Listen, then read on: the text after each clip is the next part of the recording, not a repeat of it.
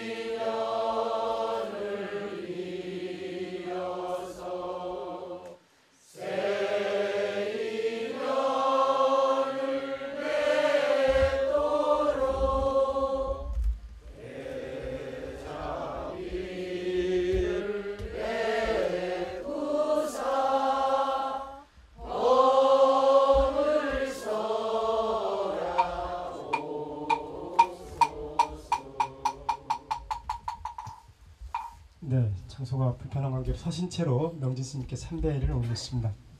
네, 앉아 계시면 됩니다. 네.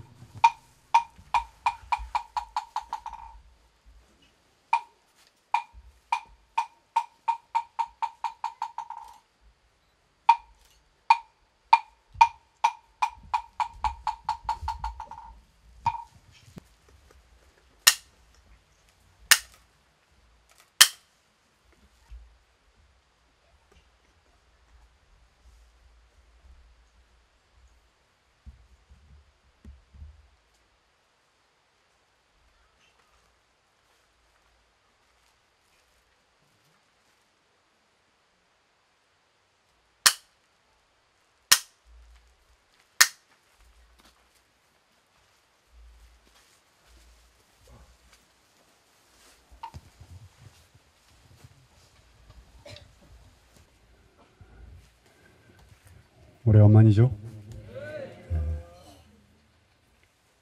자리를 잘 이렇게 허리를 쭉 좀 펴고 앉으셔가지고 숨을 있는 대로 좀 훅 하면 온몸에 있는 나쁜 기운이 다 나간다고 생각하고 훅 내쉬고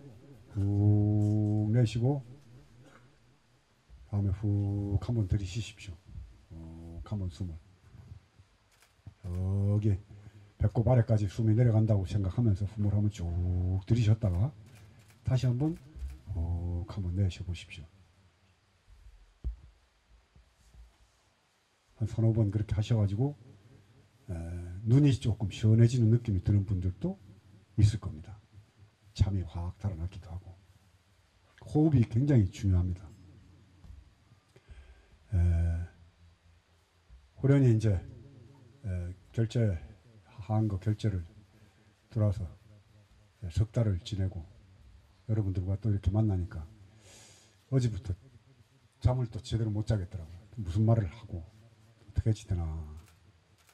물론 동암사 한철 살면서 처음에는 어깨가 아파가지고요. 이쪽으로 힘을 하나도 못 쓰니까 처음 잘 때도 꼭 이쪽으로 자게 되고 일어날 때도 이쪽을 짚고 일어나고 그러니까 나중에 이쪽으로 병이 오는 거예요. 이쪽 엉치뼈 있는데 뭐 신경이 모여 있는 데서 다시 또 문제가 생겨가지고 오래 앉아있지도 못하고 오래 서있지도 못하고 걷지도 못하고 한 20일을 넘게 그렇게 지내니까 이 중간에 내가 나가야지 되나. 그렇다고 제 성질에 또 남한테 아프다는 표시 잘 못하니까 그래도 이제 시간 다 지키고 생활은 똑같이 했는데 아주 견디기가 힘들었습니다. 그때 무슨 생각이 드냐면은 이 몸뚱이라는 거 참 덧없구나. 이제 가는구나. 그렇게 뭐 잘난 체하고 하더니 결국은 나도 무너지는구나. 그러면서 무상심이 확 드는 거예요. 그러니까 내 몸이 무상하다는 생각이 드는데 무슨 생각을 하겠습니까? 도대체 왔다 가는 이 존재라는 게 뭔가. 그때 한 20일간 정말 공부가 치열하게 아주 간절한 마음으로 공부가 됐어요. 그러고 나서 이제 어떻게 그 의사가 뭘 가르쳐 주는데 운동을 아파도 이 아픈 데하고 상관없는 쪽으로 운동을 자꾸 해야지 거기가 풀리는 그런 얘기를 듣고 이 허리 이렇게 온몸 일으키기 그걸 많이 하라 그러더라고요. 그걸 하니까 자연히 어깨도 좀 편해지면서 이 아픈 신경 건드렸던 데가 다 나았더라고. 배 온몸 일으키기를 많이 하십시오. 배에 이렇게 이 살이 축 늘어지기 시작하면은 이 단전에 힘이 빠지면서 허리로 안박이 다 가면서 온몸이 다 안 좋아진다는 거예요. 근데 그 말을 해보니까 실제로 저는 온몸 일으키라는 것이 정말 뭐 별로 크게 기구도 필요 없고 집에서 하는 운동으로 제일 좋은 운동 같더라고요. 그렇게 해서 몸이 좀 좋아지니까 그 다음부터 해제하고 나가면 어떤 놈을 이 생각이 나기 시작하는 거예요. 그러니까 좀 아파야지 되겠더라고요. 아플 때는 아무 생각이 없어요. 내가 뭐 때문에 그렇게 뭐 남한테 악담을 하고 못쓸 소리를 하고 그랬나. 참 돌을 좀 더 닦아야 되는데 간절해지더라고요. 근데 몸이 낫고 이제 좀 뭐 산에도 한 2시간씩 등산을 다니고 그래서 몸이 막 펄펄 날릴 것 같으니까 이거 이빨을 딱 깔아고 해지하면 어떤 놈 한번 보자.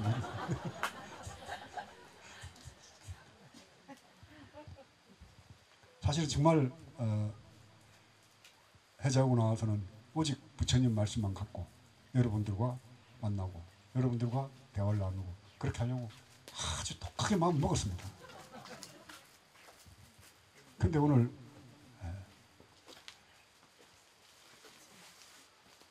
정동영 전 의원님도 오시고 또 어젯밤에 SBS에서 장준하 선생님의 돌아가신 거에 대해서 그것이 알고 싶다를 방영을 했습니다. 아드님 되시는 장호곤 선생님도 이 자리에 같이 와 계시고요.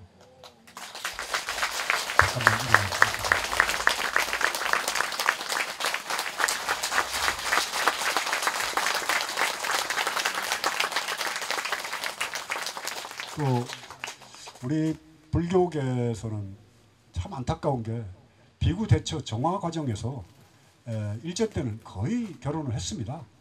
결혼을 해서 전부 일본 유학도 가고 그래서 대처성 전황하고 난 다음에 일제 때 대처했던 분들을 조계종에서 전혀 인정을 안 하는 그런 풍습이 생겨가지고 한용운 만해 스님도 조계종에서는 처음에 인정을 안 했습니다.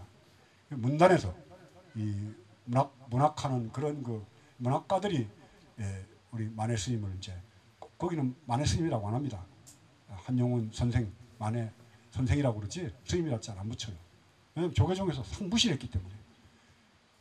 오늘 여기 앞에 보면은 우남 김성숙 선생 기념사업회 회장 민성진이라고 이렇게 돼 있는데 우남 김성숙 스님도 정말 만주벌판에서 실제로 독립운동을 하셨던 분입니다.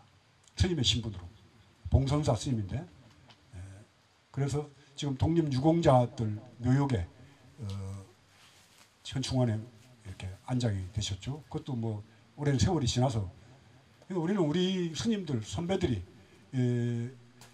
근현대사 속에서 이루었던 아주 위대한 업적들을 다 묻어버리고 잃어먹고 오직 절 뺏는 싸움만 잘하면서 세월을 보낸 게 오늘날 한국 불교의 비참한 현실이 되기도 합니다. 그래서 독립운동과 연관됐던 분들이 두 분이 또 계시고 장준하 선생님도 마찬가지죠. 일제 말 거의 끝나갈 무렵에 학도병으로 끌려갔다가 만주에서 탈출을 해서 광복군으로 편입이 돼서 미국 SOS인가요? 특수부대 훈련시키는데 거기 가서 훈련을 받고 한국으로 침투를 해서 이제 일제를 몰아내고 독립운동을 본격적으로 하려고 하던 참에 해방이 되는 그런 과정을 겪고 해방되고 난 다음에 여러 가지 정치적 의사를 발표하시다가 의문의 실족사라고 그러는데 많은 의혹을 남긴 그러한 그 모습으로 1975년 8월 17일 날 포천이죠. 포천 백운산에서 돌아가시게 됐습니다. 그래서 지금도 사실은 이제 그 풀리지 않는 의혹에 대해서 진상조사위원회가 꾸려지긴 했습니다. 이런 그 분들이 오셨기 때문에 할 수 없이 과거에 대한 얘기를 한마디 안 짚고 넘어갈 수가 없습니다.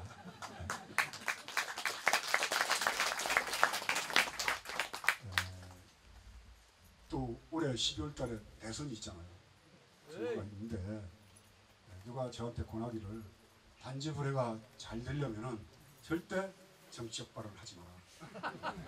스님이 살던 강남에 있던 신도님들은 대체적으로 보수 성향이고, 거의 얘기 한국에서 뭐 우파 좌파를 가르는데 뭐 보수 우익이다. 근데 그분들 앞에서 계속 그런 정치적 발언을 하면은 누가 스님한테 무서워서 도와주려고 그러겠느냐. 그러니까 스님이 앞으로, 저도 그래서 그렇다. 나도 그 말은 인정을 하고 앞으로 영업상 일체 그런 정치적 발언을 내가 안 하겠다. 이렇게 약속을, 목사님도 오셨네요. 그래서 안 하셨구만요. 예? 그래서 안 하셨어요?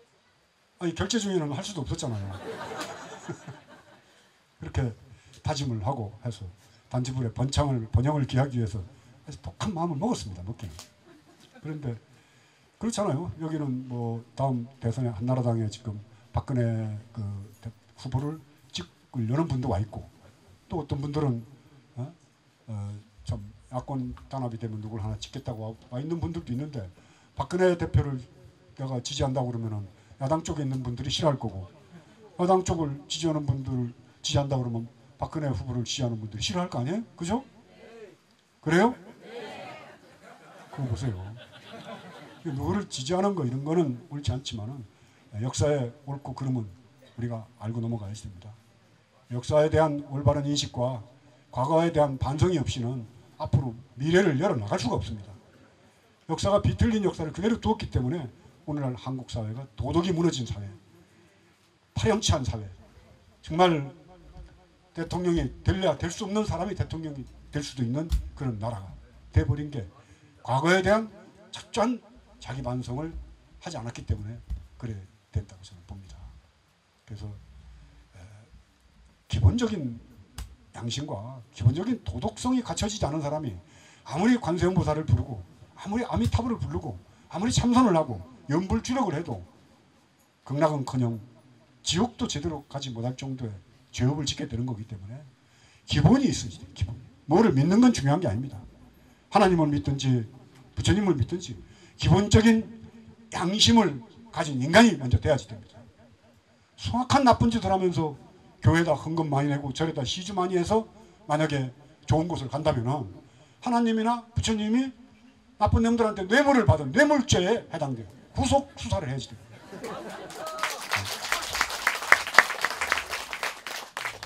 본인이 선행을 닦고 착한 일을 많이 하고 나쁜 사람을 보면 손을 잡아주는 이런 마음을 가지면 종교 안 믿어도 됩니다. 극락을 가고자 한다면 그런 분은 아주 제가 보증수표를 하나 써드리겠습니다.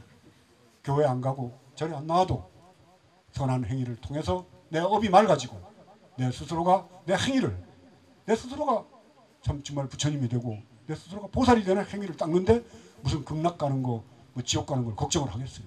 그냥 갈 뿐이지. 내 행위에 딸려 있는 겁니다. 누가 나를 지옥으로 보내고 극락으로 보내겠어요. 감히. 여러분 개개인마다 다 그러한 자존의 몸이기 때문에 여러분 스스로가 여러분의 운명을 결정하는 것이라고 보면 됩니다. 물론 내가 행한 행위에 대한 업보가 빨리 다가올 수도 있고 천천히 다가올 수도 있습니다. 내가 숭악한 나쁜 짓을 했는데 금생의 그 악행의 업보를 바로 받을 수도 있고, 안 그러면 모아놨다가 한꺼번에 다음 생에 숭악한 아주 잔인무도한 그런 악업의 업보를 받을 수도 있다 이거예요. 그래서 부처님께서 말씀하시기를 내가 행한 선업은 메아리처럼 따라다니고, 지금 저렇게 울린단 말이에요. 내가 행한 행위는, 내가 행한 악업은 그림자처럼 따라다닌다. 나를 벗어나지 않는다는 얘기입니다. 선한 업이든지 악한 업이든지 뭐 어떤 행위든지 간에 결국은 다 자작자수 내가 지어서 내가 받는다라고 보면 됩니다. 왜냐하면 여러분들의 선택이기 때문에 여러분들이 여러분 스스로 선택을 해서 교회도 가고 절에도 갑니다. 그건 여러분들이 결정한 거지 하나님이 여러분들을 끌고 교회로 가고 부처님이 여러분을 끌어가지고 절에 오게 한 건 아니잖아요. 여러분들의 선택에 대한 여러분들의 업보는 여러분들이 받게 되는 거예요. 그래서 우리는 스스로를 항상 살피면서 내 자신이 정말 그러한 그 과오를 범하지 않는가, 남의 가슴을 아프게 하지 않았는가, 지나가는 그러한 그 미혹한 그런 미물이라도 혹시 함부로 생명을 죽이지 않았는가? 남의 걸 탐내지 않았는가?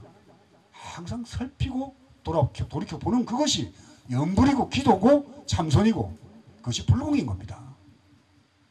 절에다가는 돈을 퍽퍽 내면서 지나가는 사람, 불쌍한 사람 봤을 때는 정말 도와줘야지 될 사람은 그냥 눈 감아 버린다면 그건 불공 하나마나.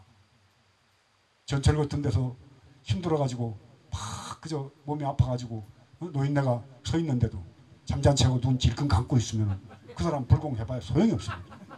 일상적 삶 속에서 우리가 어떻게 행위를 하고 어떤 마음을 쓰고 용심을 하는가가 여러분들의 미래를 결정짓는 중요한 한 걸음 한 걸음이 되는 겁니다.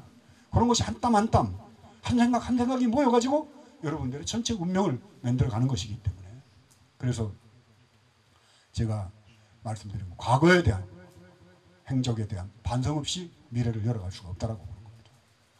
우리 과거는 어땠습니까? 참으로 비틀린 역사관을 우리를 갖게 만드는 겁니다. 한번 제가 예를 들어볼까요?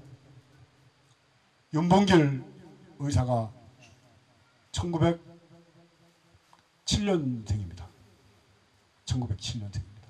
근데 1932년 23살의 나이에 만주에서 할빈 홍구공원에 폭탄을 던지고 6개월 있다가 형장의 이슬로 사라지죠? 예. 박정희 대통령이 1917년생입니다. 장준하 선생님이 1918년생이시죠. 한 살, 장준하 선생님이 한 살 더 나이가 어립니다. 한 분은 학도병으로 끌려갔다가 탈출해서 광복군이 됐습니다. 박정희 대통령은 일본 괴뢰국인 만주 군관학교에 지원을 했다가 안 받아주니까 혈서를 씁니다. 그건 일본 신문에 난 것도 오늘 인터넷 뉴스에서 잠깐 봤는데 혈서를 써서 만주 군관학교를 입학을 하고 우수한 성적으로 졸업을 하고 일본 정규 육사를 갑니다. 그래서 일본군 장교가 돼서 만주에 와서 근무를 하면서 팔로군 소탕 작업에도 참여를 합니다. 윤봉길 의사 예산군 덕산면에 있는 충청남도 예산군 덕산면에 있는 윤봉길 의사의 사당 충렬사라는 현판을 박정희 대통령이 있습니다. 자, 그러면은 지금 만약에 독도 때문에 뭐 이명박 대통령이 독도를 방문하고 난 다음에 일본하고 굉장히 그 외교 관계가 악화가 되고 해서 시끄럽지 않습니까? 만약에 일본이 이지 싸움을 있는 대로 다 끌고 한국하고 한번 전쟁을 한번 해보자. 우리가 무력으로라도 독도를 점령하겠다고 쳐들어오면 우리나라하고 일본하고 싸움이 될까요? 미국이 GDP가 15조 달러입니다. 일본이 5조 달러입니다. 우리나라가 1조 달러입니다. GDP가. 5대 1입니다. 경제력이. 군사력은 더 할 겁니다. 육군의 숫자는 많지만은 해군 공군력이 첨단화된 그 무기를 보유하고 있는 건 일본이 아마 몇 배 이상 될 겁니다. 뭐 통일부 장관 지내신 우리 정동영 의원님이 더 잘 아시겠지만은 일본하고는 싸움이 안 됩니다. 물론 일제 36년도 마찬가지였습니다. 일본은 그때 총, 비행기, 탱크, 군함 만들어서 그 강력한 물자를 갖고 있는 미국과 태평양 전쟁을 일으켰던 나라입니다.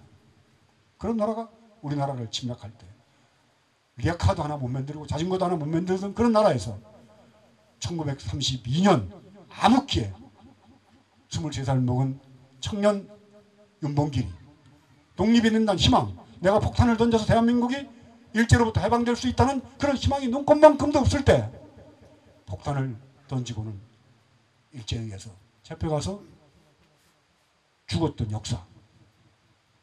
다시 일본이 또 우리를 침략한다면 우리는 어떤 길을 선택할 건가? 윤봉길 의사, 안정균 의사와 같이 일제 항거하면서 우리 조국을 위해서 싸움을 할 건지, 안 그러면은 박정희 대통령 같이 일제 육군 사관학교를 가서 일본 장교가 돼서 독립운동하는 사람들을 잡으러 다니는 만주의 파견 나와서 군대 생활을 해야 될 건지, 나는 그것을 먼저 잘했다 잘못됐다 걸 따지기 전에 만약에 그런 경우가 생긴다면 우리는 어떠한 길을 선택해야지 될 건가를 고민해야지 됩니다. 이제. 일본은 상시적으로 지진, 해일, 태풍 피해를 보는 데입니다. DNA 자체가 대륙을 향해 나가고 싶은 그런 DNA가 항상, 그 사람들은 타고날 때부터 섬나라에 대한 갑갑함과 또 그런 자연재해로부터 벗어나고 싶어하는 것들이 있기 때문에 대륙으로 나가고 싶어합니다. 그래서 임진 전쟁, 정유재란, 그리고 일제 침략 끝없이 대륙으로 나가고자 합니다. 조금만 틈만 생기면은 아마도 한반도로 다시 진출하고자 하는 야욕을 버릴 수가 없도록 되어 있는 게 일본입니다. 그때 우리는 어떻게 할 건가? 이래서 역사가 중요한 겁니다. 자, 안중근 의사, 연봉길 의사, 유관순, 독립운동했던 분들 우리가 받들고 모시면서, 또 한편으로는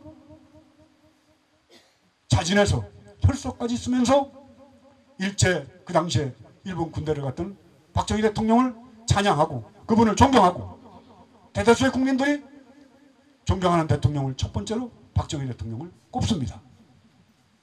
이런 아이러니한, 도대체 말도 안 되는 이런 현실들이 대한민국에서 벌어지고 있는 겁니다. 어떻게 했으면 좋겠습니까? 경제를 발전시킨 산업화의 마인드를 갖고 국가 지도자로서 가난의 질곡으로부터 대한민국을 구해낸 박정희 대통령, 이렇게까지 얘기해도 됩니다.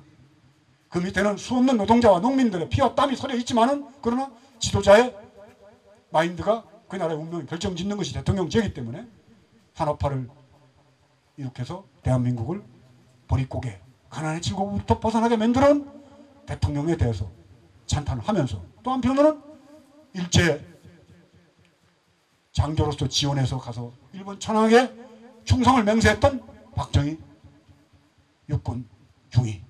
자, 어떻게 해야지 됩니까? 먹고 사는 문제와 국가에 대한 자존심과 도덕성, 우리는 어떤 걸 선택할 건가? 경제. 그래서 그런 데 대한 뼈저린 자기 반성이 없었기 때문에 747이라는 허무맹랑한 그런 공약을 내걸고 경제를 살린다는, 뭐 현대 신화를 익혔다고 거짓말로 포장된 이명박이 같은 사람을 우리는 대통령으로 뽑은 겁니다. 경제 때문에. 경제 때문에 그렇게 뽑아놓으니까 정말 나라가 잘 되고 부강하고 747이 이루어졌는가요?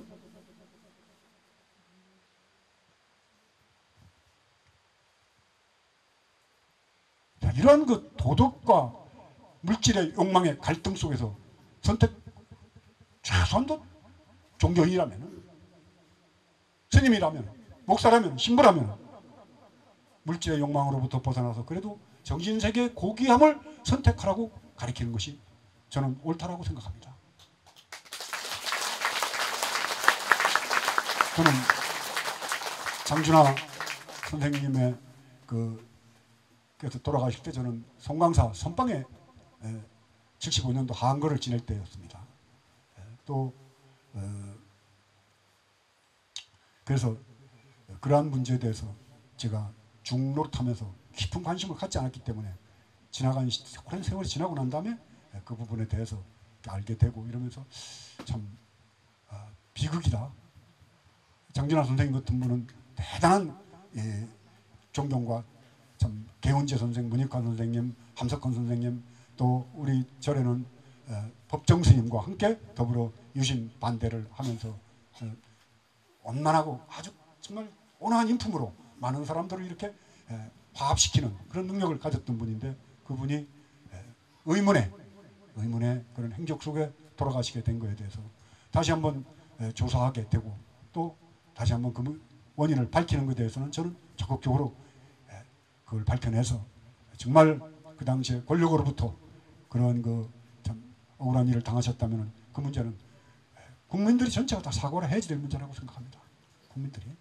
그래서 그 문제와 또 하나는 앞으로 대한민국이 어디로 갈 것인가에 대해서 여러분들이 판단을 정말 잘해야지 됩니다. 도덕이 살아있는 나라, 그래서 서로가 신뢰가 있는 나라, 믿음이 있는 나라, 이런 나라로 가기 위해서는 여러분들이 누굴 찍어도 좋습니다. 제가 2007년 한나라당 경선 전에는 박근혜 후보를 엄청나게 지지를 했습니다. 최소한도 나라가 되려면 이명박 같은 사람은 대통령이 돼서는 안 된다. 예.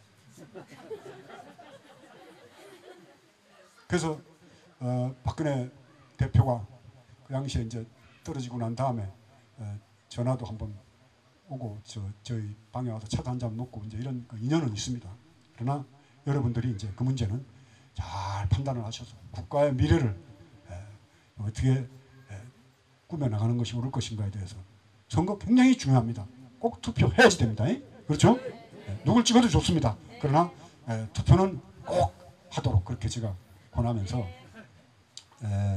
저는 이번 여름에 봉암사 살면서 건강도 많이 좀 안 좋아졌던 것이 이제 다시 회복이 돼가지고 팔도 많이 좋아졌고 무릎도 많이 안 좋았었는데 다시 이제 이렇게 건강이 좀 회복이 되는 바람에 그냥 여러분들 만날 때 참 뿌듯한 마음으로 사람 몸이 아프면은요 만사가 다 귀찮습니다. 아파 보신 분들은 알겠지만은 건강이 나빠지면 만사가 다 귀찮아지는데 여름에 그래도 많은 후배 스님들이 또 그렇게 따르고 좋아하고 사춘기 책을 제가 사무실에 얘기해서 100권을 누가 한두 권 갖고 있는데 서로 돌려가면서 보더라고요. 그래서 100권을 내려오라고 그래가지고 필요한 스님들한테는 한 권씩 주니까 자기 신도들한테 줘야지 된다고 뭐 10권, 20권 그래서 그거는 돈을 받았습니다. 신도들한테 주는 거는 돈을 받아야 될 거 아니에요. 그렇게 해서 그런데 그 중에 몇몇 스님들은 그 책의 진가를 알아보더라고요. 25세 출가해서 지금 33인데 해인사 성철 스님 손출상자인데 자기는 그냥 불교가 좋아서 중이 됐는데 스님의 책을 보고는 너무 자기가 중도로서 잘못하고 있다는 생각이 들고 그래서 꼭 스님 뵙고 싶었는데 그래서 제가 떠나기 전에 봉암사에서 나오기 한 3일 전에 불러가지고 이제 차를 한 잔 먹었어요. 먹는데 뭐라고 그러냐면은 사춘기를 쓰신 스님과 함께 이렇게 차를 먹을 수 있다는 소설 같은 일이 나한테 벌어질 줄은 몰랐다. 그렇게 얘기를 하더라고요. 여러분들도 이렇게 앉아서 법문을 듣는 소설 같은 일이 벌어졌다 항상 생각해야 됩니다. 저도 가급적이면 앞으로 잘난 체를 이제 안 해야겠다고 생각을 했는데 이번 주에 스님들이 저를 대하는 걸 보고 뭐 좀 계속 해도 되겠네요.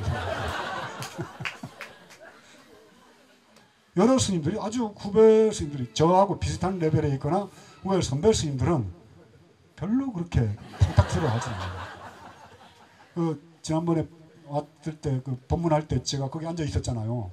근데 수자 스님이 저를 보고 법문할 때 좀 와서 좀 앉아 좀 있어달라고 그래요. 왜요? 내가 그러니까는 내 법문을 보고 들어보고 어디가 잘못됐나 좀 지적을 해달라는 거예요. 자기가 좀 부족한 걸 지적을 해달라고. 그래서 이제 여러분들 가고 난 다음에 만나서 방에서 내가 법문을 할 때 지금 어때? 전반적으로 엉망입니다. 더워 죽겠는데 간단하게 끝내야지 되지. 그분들은 나를 보러 왔지 스님 보러 온 게 아니잖아요. 그런데 스님이 말을 그렇게 길게 하니까 내가 말을 못 하잖아요. 명진 스님 보러 오셨죠? 아니 내가 이제 그 스님한테 제가 여러분들한테 좋은 말씀 많이 드리고 싶지만은 한 달 반이나 명진 스님 보고 싶어서 이렇게 달려온 여러분들께 시간을 뺏을 수가 없으니까 저는 여러분들 얼굴 보고 앞으로 공청진 잘하고 복 많이 받으시라는 말밖에 할 게 없습니다. 이렇게 하고 내려가는 게 제일 잘한 건데 거기서 중도가 뭐 어쩌느니 뭐 공부가 어쩌니 그리고 40분을 끌었으니 이건 정말 내가 생각해도 끔찍한 지옥골을 받고 우리 신도들이 간 거다. 어려운 게 내가 들어도 야 진짜 참. 그래서 내가 마지막으로 스님한테 해드리고 싶은 거는 하고 싶은 말을 하지 말아라. 절대 내가 하고 싶은 말을 하지 말고 상대방이 듣고 싶은 말을 해라. 그게 말을 잘하는 거다. 우리 정동영 의원님도 계시지만 정동영 의원 말을 아주 부드럽게 잘하십니다. 근데 김근태, 장기표, 뭐 이런 분들, 대한민국에서 제일 똑똑하다는 운동권의 사람들 만나면은 10분만 앉아 있으면 가슴이 답답해져요. 재미도 없는 얘기를 가지고 사람을 설득하려고 그래요. 똑똑하니까. 똑똑한 사람들 병이 자기가 말을 잘하는 줄 착각하고 남을 설득하려고 합니다. 저같이 조금 무식한 사람은 지금 우리 신도들이 뭘 듣고 싶어 하나, 이걸 살펴가지고 여러분들한테 맞춰서 얘기를 하다 보니까 여러분들도 즐겁고 저도 힘이 안 드는 거죠. 그것이 소통인 겁니다. 요새 소통 그러는데, 소통은 상대방이 듣고 싶은 얘기를 하고 상대방이 하고 싶은 말을 내가 들어주는 게 소통이에요. 간단한 겁니다. 그게 정치를 잘하는 거예요. 억지로 말을 만들어서 막 이렇게 하려고 그러면은 결국 서로 피곤한 거예요. 저도 여러분들한테 이렇게 얘기를 할 때 여러분들이 아주 잘 듣고 좋아하고 박수치고 이러면 제 에너지가 생깁니다. 근데 어느 때 얘기하다가 중간에 뭐가 안 맞아가지고 내 얘기가 막 빨려 들어가는 것 같은 느낌이 들 때가 있고 툭툭 튀는 느낌이 들 때가 있어요. 근데 툭툭 튀는 느낌은 한 번도 없었어요.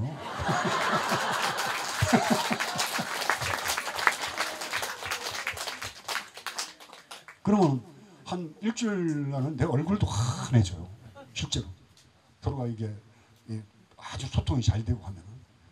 자, 이런 게 일상 삶 속에서 우리가 살아가는 사람들의 법문이 별거 아닙니다. 막 중도, 뭐 깨달음, 뭐 성불. 우리 현실을 떠나가지고 그런 게 있을 수가 있나요? 네? 항상 나를 돌이켜보고 반성하고.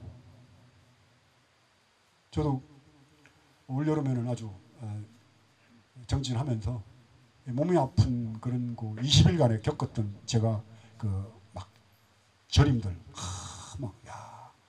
어깨도 아프죠. 근데 걷지도 못하죠. 좌복에 앉아 있는데 앉아가지고 1시간은 다 이렇게 있어야 되는데 여기가 막 찢어지게 쑤시니까 어떻게 해요? 다리를 움직거리고 나중에 이렇게도 했다가 옆에 바로 사람이 앉아 있는데 얼마나 속이 상했겠어요.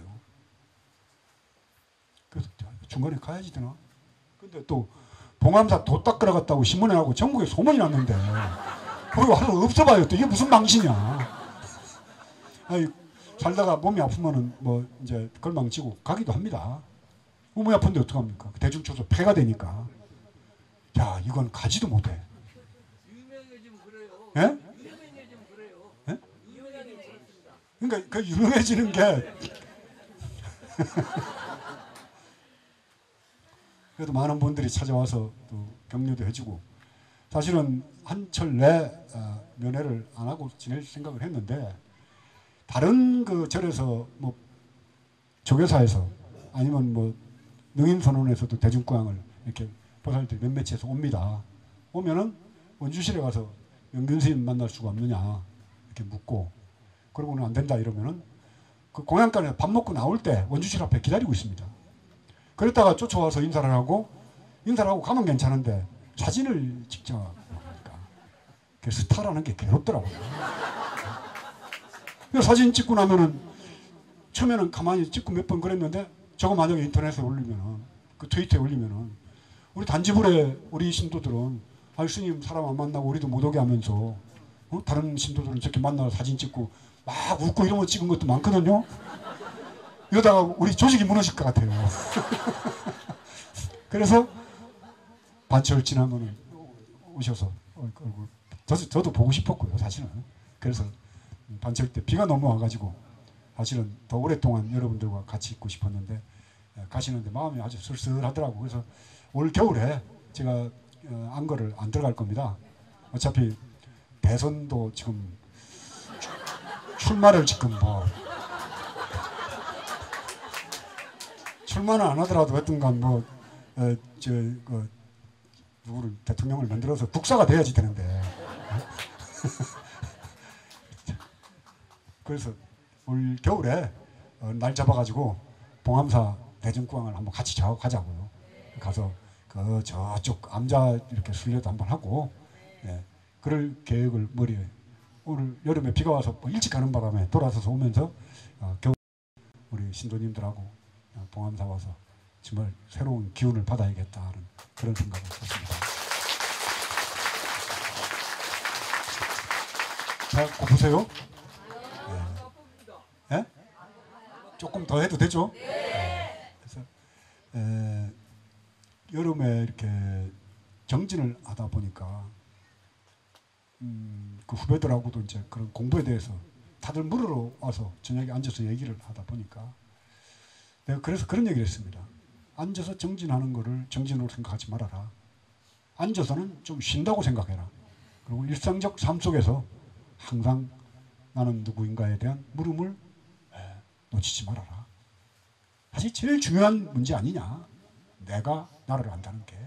근데 항상 놓고 차 먹고 밥 먹고 희덕거리다가 자복에 앉아서만 딱 내가 뭔가 이먹고 하고 챙겨봐야 공부가 되지도 않을 뿐만 아니라 그건 공부라고 할 수가 없다. 이렇게 앉아서 얘기를 들을 때도 항상 나는 뭔가라는 물음이 이 본문을 들어야지 된다. 분명히 이 듣는 무엇이 있거든요. 근데 무슨 생각, 오만 생각 왔다 갔다 하면서 제 얘기를 듣고 있다 이거죠. 제가 봉암사 얘기하면은 바로 여름에 비 올 때 봉암사 갔던 대로 생각이 갔다가 겨울에 또 봉암사 가자고 그러면 눈 내리는데 스님하고 같이 가서 사진 찍어야지 뭐 이런 생각 했다가 그렇죠? 내가 타심통은 못했어도 대강 보면 알아요. 그런 생각들이 막 번개같이 왔다 갔다 하면서 제 본문을 듣고 있다. 그러니까 그 생각을 끊어버려야지 돼. 그 생각을 끊고 온전히 나를 비움의 상태로 만드는 거는 결국은 나는 누구인가를 묻는 물음 그 상태 속에서 저의 얘기를 들어야지 된다 이거죠. 그게 실제 여러분들의 참 모습이라고 보면 됩니다. 나는 누구인가를 묻는 거. 그래서 어느 후배가 저한테 얘기하기를 사춘기를 보면은 기존에 스님들이 얘기했던 공부와 스님이 얘기하는 공부는 좀 다른 것 같습니다. 근데 전혀 다를 게 없어요. 이해를 못할 뿐인 거죠. 어렵게 얘기를 했을 뿐이고 저는 쉽게 얘기를 한 겁니다. 우리가 보통 마음을 비운다, 마음을 비웠다, 또 마음을 쉬었다 이렇게 얘기를 하는데 마음을 어떻게 비우나요? 뭐 여기 있는 물 컵을 비운다.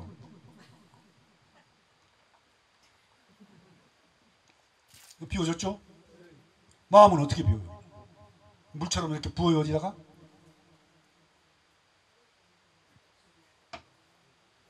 마음 비운다 소리 많이 하잖아요. 어떻게 비워요?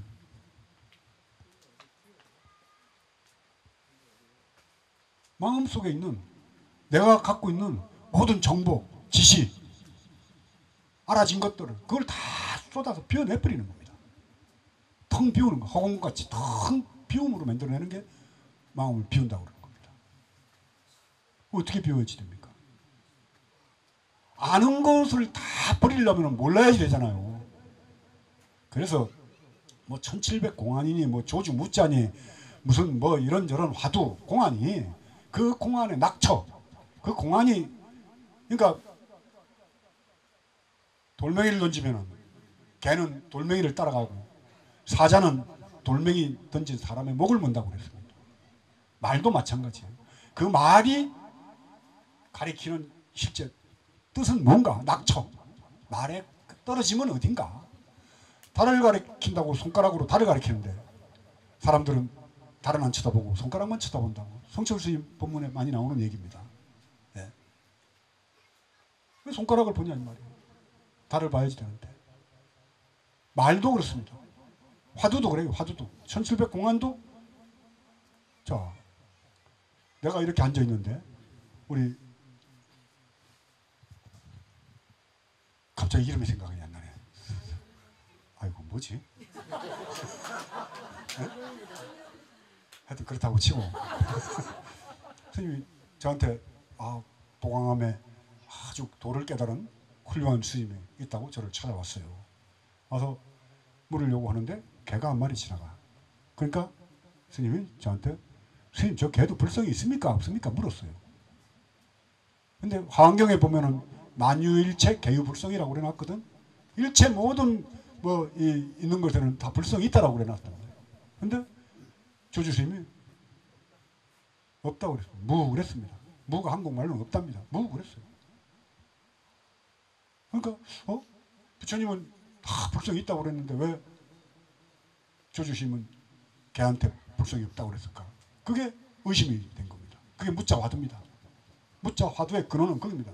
뭐 전국의 스님들 중에 한 30% 정도가 무자 화두를 들고 있고, 또 어떤 스님들은 이 묻고 나는 누군가, 나는 뭔가, 이 화두를 드는 스님들이 많이 있습니다. 또 어떤 스님들은 판치생모라고 들어보셨어요? 예? 그것도 정강 스님이 많이 쓰셨던, 판때기 이빨에 털이 났다. 판때기 이빨에.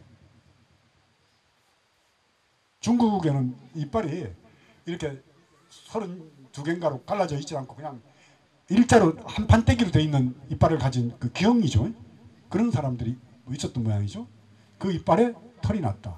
언제 그랬냐면 조사설의 달마 대사가 인도에서 중국으로 넘어온 뜻은 뭡니까? 조사설의, 조사가 서쪽으로 온 뜻, 조사설의 뜻 의자입니다. 조사, 달마 조사가 설에 서쪽으로 온 올레자, 조사설의 누가 조사설의를 조조에게 물으니까 뜰 앞에 잣나무다, 정전백수자다, 뜰 앞에 잣나무다. 또 어떤 때는 판치생모다, 판때기 이빨에 털났다, 이렇게 일렀다. 어떤 말이든지 우리가 알고 있는, 인간이 갖고 있는 그 지식, 뭐 아르마리로는 거기를 알아낼 수가 없는 엉쿨을 던진 겁니다. 왜 그런 엉쿨을 던졌을까요?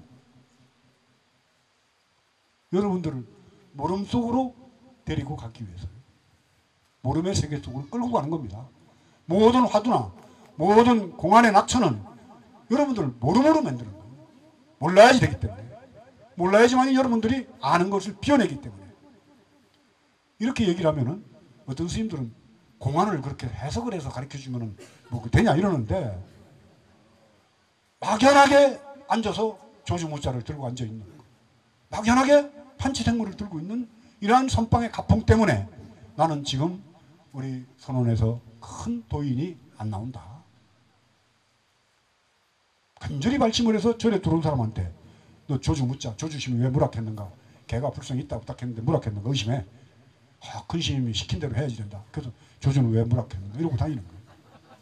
어떻게 해서 그게 활발한 의심이 생기겠냐는 말이에요. 의심 그 자체가 여러분들을 이미 비운의 상태로 만든 겁니다.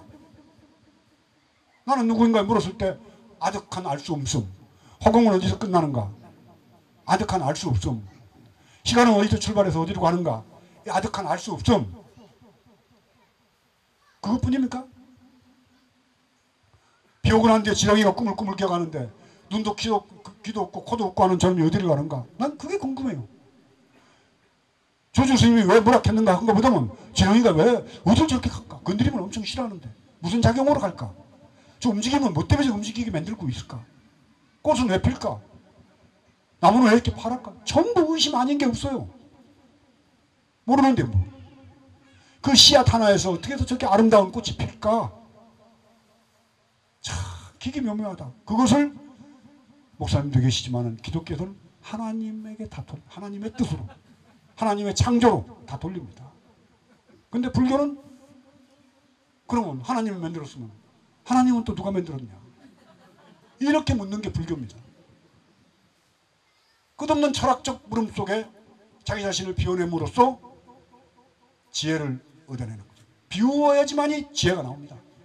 몸에서 완전히 힘을 빼야만이 유연한 타격이 나오고, 상대방을 이렇게 힘을 이용해서 넘길 수 있는 유도 기술이 나오고, 격투기 그 뭡니까 요새 저 K1인가 아니 뭐 철망 속에 들어가서 막 치고받고 하는 거, 두드려 파는 거 보면 거기 힘이 빡빡하게 들어간 사람은 싸움 못하는 사람이에요.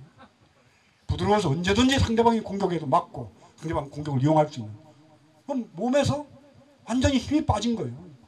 여러분들도 몸에서 힘 빼듯이 마음에서 완전히 힘이 빠졌을 때 나오는 순발력과 창의력과 그것이 지혜가 되는 겁니다.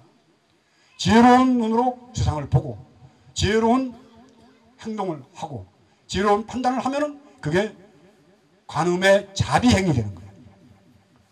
지혜롭지 못한 사람의 남에게 잘해주는 것은 경우에 따라서 사람은 망칠 수가 있어요. 그러니까 지혜로운 사람은 사람 따구를 때려도 그거는 자비행이 되는 거예요. 나같이 지혜로운 사람이 명박이를 아무리 욕을 해도 그건 욕이 아닙니다. 자비로운 법문이지.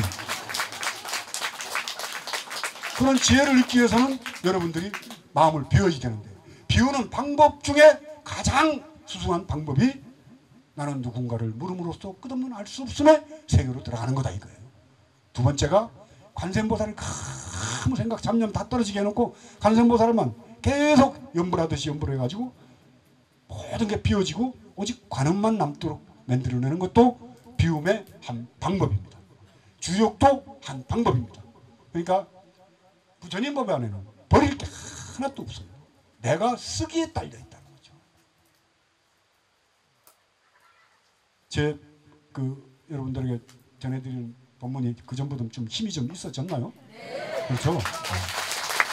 이번 전체 때 제 나름대로는 열심히 공부를 했고 하다 보니까 야 정말 그때 봉암사 오셨을 때도 말씀드렸지만은 정말 내가 전생에 나라를 구하고 우주를 구하고 막 사바세계를 한번 구한 그런 그 큰 복을 지었다면은 해제하고 난 다음에 되는 일 하나도 없고 단지불에 다 해산하고 다 떠나고 혼자 외롭게 쓸쓸히 고독하게 걸망을 지고 선방에 가서 돌을 닦을 것이고, 전생에 나라를 구하고 우주를 구한 복이 있다면은, 그렇지 않고 조금이라도 갚을 빚이 좀 남아있다면은 또 단지불회가 잘 되고 막 사람들이 많이 모이고 앞으로 내가 하는 원대로 대통령도 내가 원하는 대로 되고, 정동영 의원도 다음 정권에서 통일부 장관 해가지고 북한하고 남북 통일에 위대한 업적을 이루고, 또 장준환 선생님의 사인도 밝혀져가지고 가족들의 억울함도 다 밝혀지고 이런 뜻대로. 근데 이게 이제 복이 없어야지 되는 거예요. 복이 없어야지. 참 말 묘하게 하죠. 예? 그래서 10월 10일 날, 그러니까 음력으로는 9월 1일이 됩니다. 9월 1일 날부터 봉암사에 좀 정진 열심히 하는 스님들하고 함께 3-7일간 용맹정진을 하기로 약속을 하고 나왔습니다.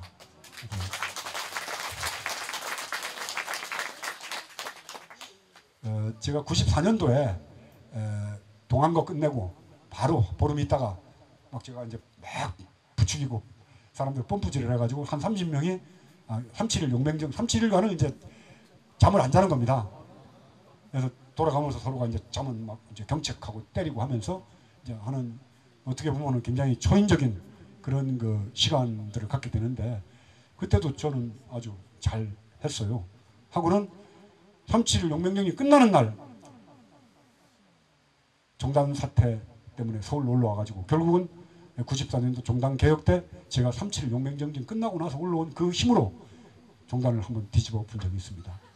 그래서 이번 3-7일 용맹정진도 만만치 않은 그런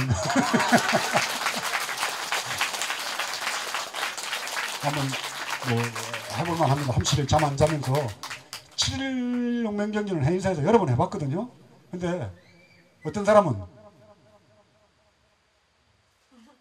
한 3일 잠을 안 재우면은 자기 본능적인 습관들이 나옵니다. 바둑 두는 거예요. 바둑. 어떤 사람은 이 사람은 종되기 전에 술을 많이 먹는 것 같아요. 어떤 사람은 자꾸 가만히 앉아있다가 휙 돌아앉는 사람도 있고 그래요. 정신이 없으니까 무의식 중에 막 자기 업이 나오는 거지. 3-7일 때는 별일이 다 벌어집니다. 몰래 화장실에 가서 앉아있다가 그냥 잠자는 사람도 있고, 보면 정신 이제 주피치고 포행 돌다가 다 앉아야지 되는데 없는 거예요. 그럼 이제 싹 찾으러 다니죠. 화장실에 가서 또 자는 거예요. 깨워가지고 데리고 와서 또 앉히고. 몰래 막 자고 밥 먹다 말고 앞으로 엎어지고 난립니다. 그래서 그런 60 서이니까 쭉 더 늙기 전에 한 번은 그렇게 내 몸을 갖고 한번 혹독하게 한번 달아보고 싶은 그 욕심도 생기고. 그러니까 제 욕심이 끝이 없어요. 그렇게 해서 정말 완전히 비우고 오겠습니다. 내가. 그래서 다음 달 10월 10일 날은 수계 법회 끝나고 바로 그날 저녁이 방 짜는 날입니다. 그래서 아마 법회 끝나는 즉시 바로 봉암사로 제가 들어가야 될 것 같습니다. 다음 달 뵐 때까지 정말 건강하게 지내시다가 또 내 마음 공부를 하면은 마음이 쉬어지면서 몸의 혈당도 떨어지고 혈압도 떨어집니다. 정말 그렇습니다. 그러니까 마음병입니다. 모든 일체 속병은 뭐 부러지고 뭐 인대가 끊어지고 하는 거는 이제 육체적으로 잘못돼서 오는 병이고 내 마음의 병, 혈압이라든가 뭐 당뇨라든가 거의 스트레스로 오는 병이기 때문에 스트레스 받지 마시고 다음 11월, 10월달 법회 때는 건강한 몸으로 만나서 수계 법회를 할 수 있도록. 반갑습니다, 여러분.